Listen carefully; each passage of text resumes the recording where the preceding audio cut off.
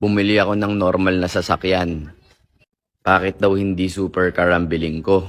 Bumili ako ng supercar. Ayan no, sabi nila, be humble daw. Dapat daw simpleng kotse lang daw bilhin ko.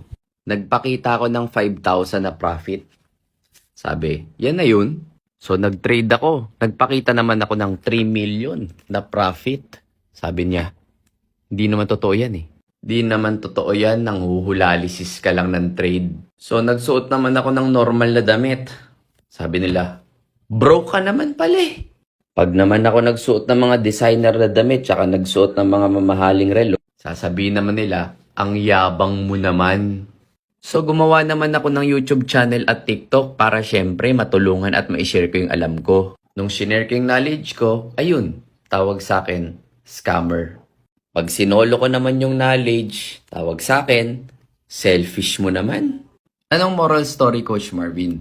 People will hate you kahit anong gawin mo. Kasi yung mga small minds na yan at saka yung mga bashers na yan, ang nakikita lang nila yung negative. So hayaan mo lang sila.